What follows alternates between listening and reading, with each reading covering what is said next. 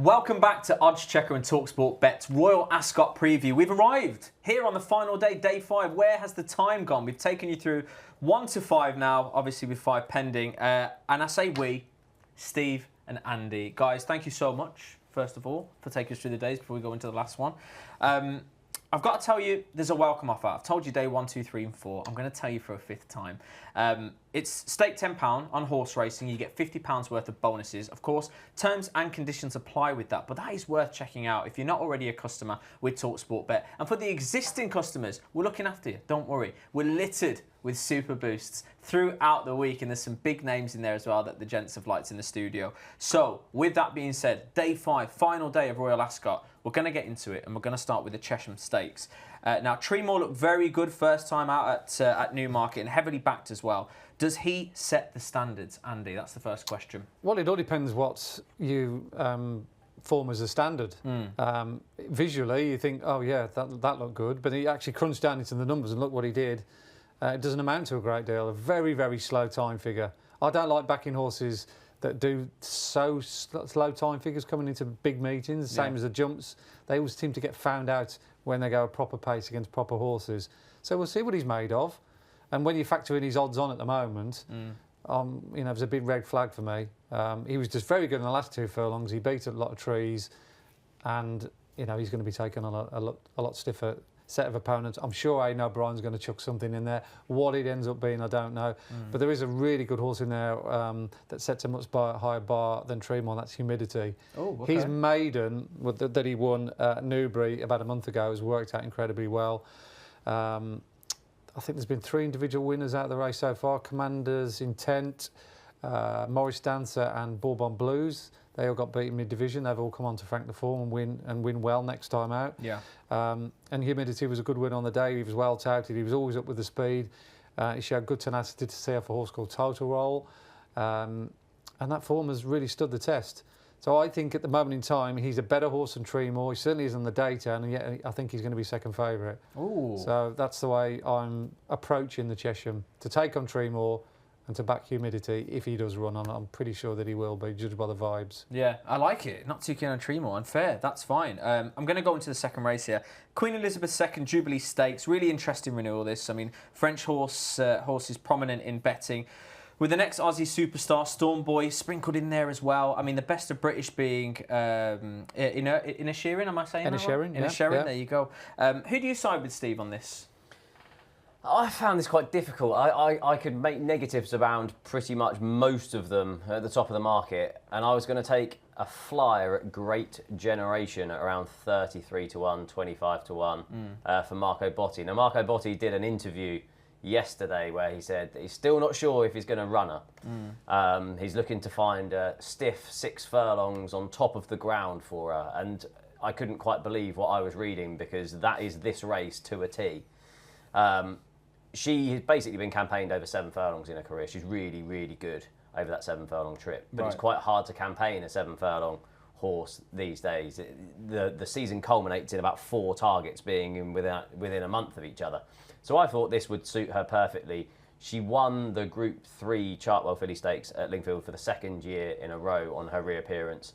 That straight track at Lingfield is a real steep downhill at the start, so it pretty much ends up on times being around a 6 furlong time rather than a 7 furlong test. If you look at the form of this year, she beat Jabara, who went on to win a listed race at Musselburgh.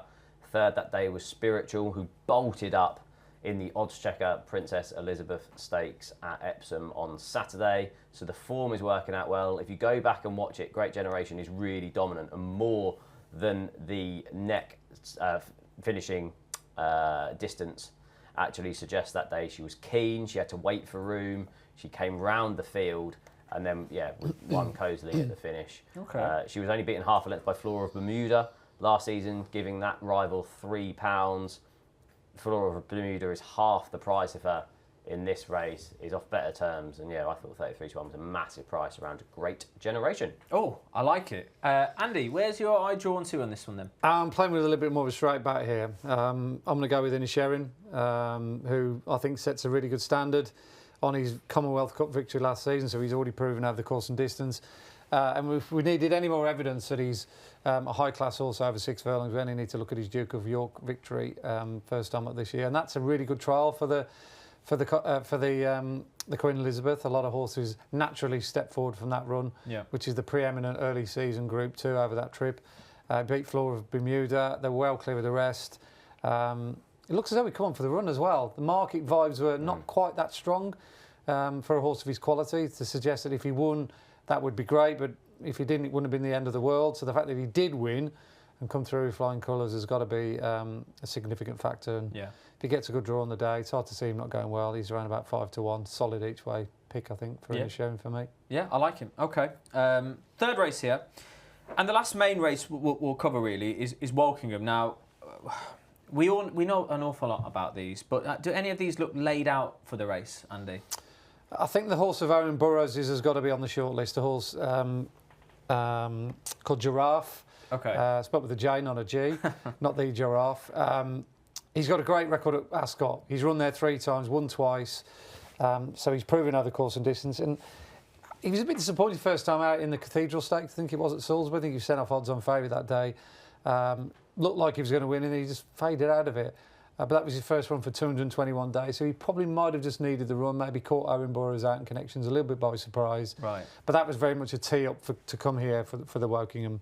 You'd imagine because he's got previous Ascot form and he's entered in a handicap. You know, this has been on the agenda for quite a while. So I've definitely got him down as a horse to be on side. And the other one is a horse called City House, trained by George Scott, who's been out in the sunny climes of Bayran in the winter. He's won a couple of races out there. He had a nice little spin around Newcastle the other day where he didn't get the clearest of runs, but again, this has been the target for him for quite a while. So 2 against the field. Giraffe ran about 12-1, and City House is double those odds, 25s. Okay, I like it. Steve, what are your thoughts on the Wokingham then? Andy has set this up perfectly for me, bringing in the Giraffe form line, because I'm swinging at one, another big price, and that's Apollo 1. Ooh. That beat Giraffe, did it?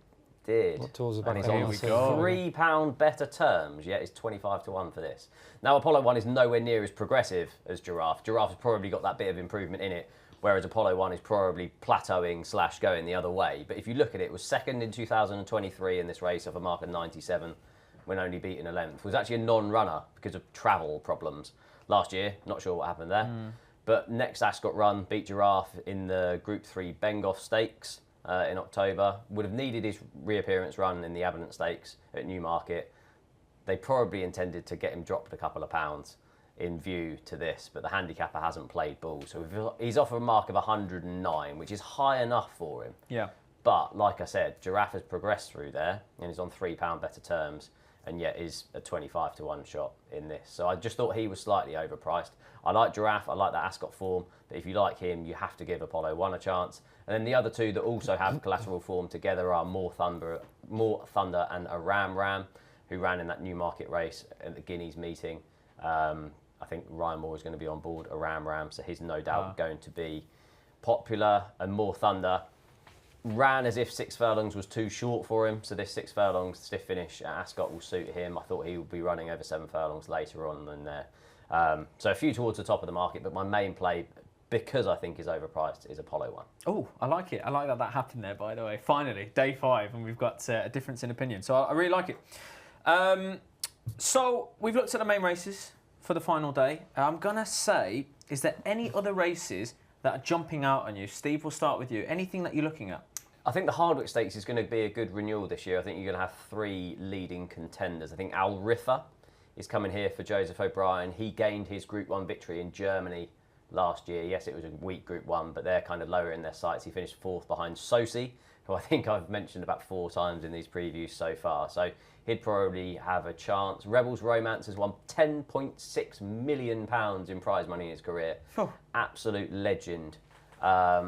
But his Ascot form would concern me. He could only finish 3rd in the King George last year. Won a Yorkshire Cup despite the trip of the mile and 6. But the one I like is Kalpana. Okay. They've taken her out of the Prince of Wales Stakes in order to come here. She was so progressive last season. She started off this season, I think, as favourite for the Arc. So that's the regard that what she's held in. Finished third in the Ribblesdale last year, but since then has progressed really well. She won the filly and mares race here on Champions Day on soft ground, which I know they were worried around. Yeah. So the fact that she could win here on soft ground proves how good she is. This return to better ground will suit her. Andy's given us all of the things around the Tattersalls Gold Cup and the form line, the speed figures. If you get Los Angeles and Marta, if he runs running well previously on the Wednesday, then that would boost her chances, because Kalpana, I think, finished fourth that day, third or fourth. Fourth, yeah. But that was over 10 furlongs. She's definitely a 12 furlong filly. The step up and trip will suit her. The return to better ground will suit her.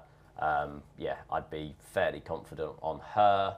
And then just in the Jersey Stakes, it's hard to know what the field is going to be. You normally have kind of 2,000 guineas also rans who are dropping back down to 7 furlongs in this. That might be Cosmic Year.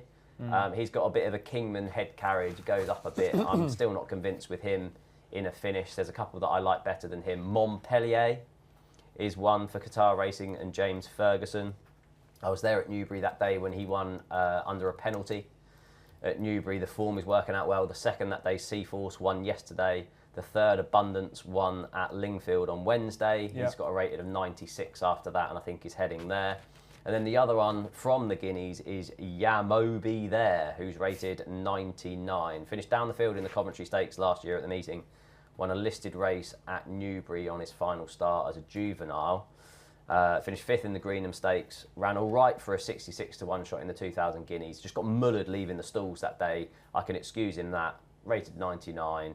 The Jersey sometimes is weaker than what you think. So Yamobi there and Montpellier, 2 to keep an eye on in the Jersey Stakes, if Cosmic Year goes there and is a real short price. Yeah, hey, not bad not bad at all. Andy, where are you looking on this day? I mean, there's a lot to go out there. I think off memory, and my memory's terrible nowadays, show me age, the Duke of Edinburgh is one of the handicaps on the Saturday. The 1.5 mile handicap for older horses. Yeah. And I'm hoping a form line, as we speak this afternoon, works out really well in the Zetland Gold Cup. A horse called See That Storm and Liberty Coach fought out the finish. But back in third was a horse of Ed Walker's called Sir Lowry's Pass. Okay. And Ed Walker's horses are absolutely flying at the moment. He's becoming a bit of an Ascot specialist as well, is Ed Walker. And he was just crying out for further. That 1.25 miles that day was just too sharp. The time figure was good. He just couldn't go over the pace of the front two. He just had a better turn of foot than he did. But he smacked of a horse who definitely won 1.5 miles. And I've read in dispatches that has been the plan for him. Yeah. So Solari's Pass in the Duke of Edinburgh. And I'm damned if I can remember the name of another horse that ran at York. He ran in a handicap. It begins with a Z, and I know it runs in the Palace of Holyrood, and I can't remember what it is, but you just have to wait for my column to come out next Saturday. There you go. Look at the plug there. It's got 5 letters. It's like Zayraf or Zayran or something like that. Okay. I think Safi Osborne rode it. It ran in a handicap at York. It was a massive eye catch. It went in my tracker, and I put Palace of Holyrood in a big circle around it on my pad. And it begins with a Z, but I can't remember it. But anyway, all will be revealed in the. I love what you're doing. Nearest time. I love what you're doing. I mean, that is brilliant. Keep them on their toes. Look out for the column. Yeah. Great. So we've had the main races.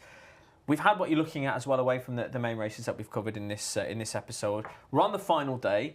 I'm going to say, what are your naps for the final day? We'll start with you, Andy. I'm going to have a guess at yours. I might be wrong. Is it Giraffe? No. Oh! Because I'd probably split my stakes between Giraffe and George Scott's horse as well. Go on then. Who is it? I am going to go with Humidity in the first. Oh, right, Stick my neck out. I haven't seen the field yet. Don't know the entry, so it's a difficult one to put a nap at when you don't know the field. But I'd want to be against Tremor and with Humidity. Okay, I like it. I'm 0 for 1. I might go 0 for 2 here. It's not Apollo 1, is it? No. 0 for 2. It's disappointing, that, isn't it? I just think he's overpriced. I think Kalpana is a really solid bet in the Hardwick, but we haven't got prices for that at the minute. I really, really, really, really hope that Marco Botti does run Great Generation in the Jubilee Stakes, because I think she's massively overpriced. I think the six furlongs at Ascot will really suit her, so hopefully he'll see sense and run Great Generation in that. So with prices, obviously, Saturday so far in advance should be my best bet at current odds, but Kalpana I think will take a lot of beating in Hardwick. I like it. Okay, well, once again, I'll tell you that the naps are linked in the description. And that's it. Day 5, it's all over. Royal Ascot preview, lads. Well done. Well done, you've taken it through. You've said you're excited for next week? Oh, yeah, it's massive, yeah. From a professional tipster in the game, you wouldn't say you're defined by a week like this because, you judge on your profit and loss throughout the course of the season, but you'd like to be coming out in front because, your reputation could go a little bit down the pan if you don't have a good week when people are relying on you to do quite well. Yeah. Steve, you're not concerned about your reputation for next week, are you? No, and it's a meeting where you need to think on your feet as well. Ascot is well known as having kind of track biases, so do just keep an eye on the results on the Tuesday and the Wednesday with a mind of the sort of sprints on the Thursday, Friday, Saturday as well, at which side of the track you want to be on, because it is a meeting where you can switch instantly. You can have a horse on your mind for a certain race, and if it's drawn on the wrong side, you pretty much might as well not turn up. Yeah, it could be a nap of the meeting, and it gets drawn 1 of 30 in the Hunt Cup, and everything's stand side for the first 2 days. You think, well, you can't be with it. So, like I say, some of these are a little bit subject to flux. Yeah, of course. There's always going to be variables you have to factor in. And I'm sure that the viewers will do that. And with that being said, that's it. That's a Royal Ascot preview with oddschecker and TalkSPORT Bet. I've told you about the welcome offer. Go and check that out as well. Super boost throughout the week, and the naps are linked in every single description for every single day. So thank you very much for watching, and of course, enjoy Royal Ascot. Thanks to Steve and thanks to Andy. Pleasure. Take care.